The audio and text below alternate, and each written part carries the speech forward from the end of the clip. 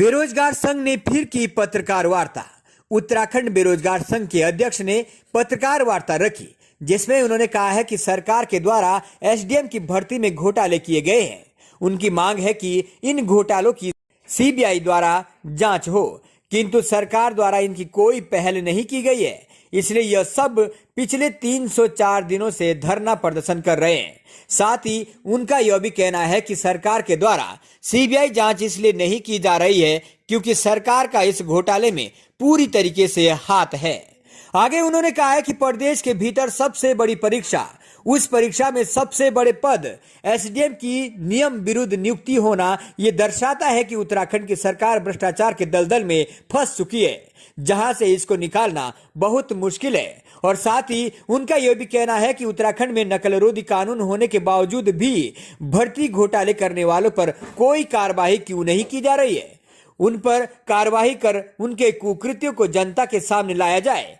बेरोजगार संघ के अध्यक्ष बॉबी पवार ने कहा है कि यदि ऐसा ही चलता रहा तो उत्तराखंड का युवा चुप नहीं बैठेगा। देहरादून से डीसीपी न्यूज के लिए जसपाल राणा की खास रिपोर्ट। देखिए, आज यही असमंजस्य की स्थिति पैदा हुई है कि जिस सीबीआई भर्ती घोटालों की सीबीआई जांच के लिए हम 304 दिनों से वहां पर बैठे हुए हैं और यहाँ का युवा सरकार की तरफ उम्मीदों की नजर से देख रहा कि कभी ना कभी सरकार भर्ती घोटालों की सीबीआई जांच करवाएंगे, परंतु आज जब उसका कारण पता लगा तो अपने आप में बड़ा अचंभित होने वाली बात है।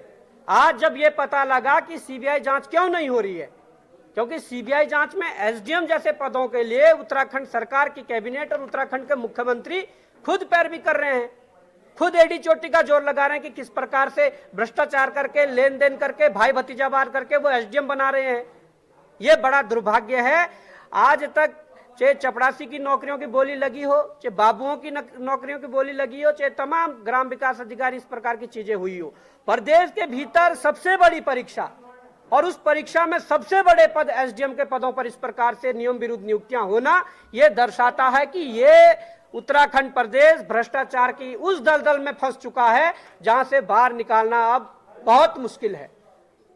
और अगर इसी प्रकार की सत्ताएं, इसी प्रकार की सरकारें उत्तराखंड प्रदेश पर राज करती रही तो मुझे लगता है कि जिस दलदल में उत्तराखंड को आज धकेला है उससे भी बद से बदतर स्थिति में उत्तराखंड जाएगा।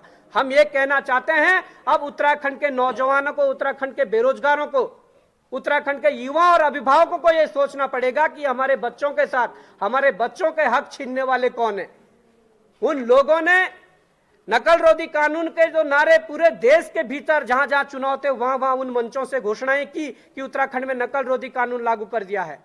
मैं बताता हूं, नकल रोधी कानून करके सरकार ने अच्छा किया। उस दिन युवाओं ने बलिदान दिया, लाठियां खाई, खून बहाया, जेल गए, तब जाके नकल रोधी कानून आया।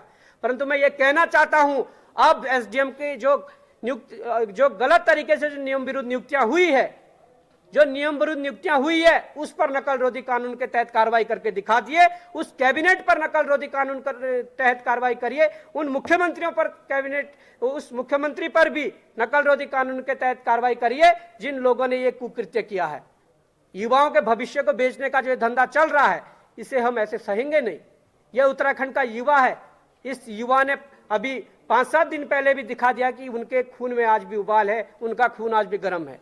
जरूरत पड़ने पर फिर से इस देहरादून को एक बार फिर से दिखाया जाएगा, इस उत्तराखंड को फिर से दिखाया जाएगा कि युवाओं की ताकत होती क्या है।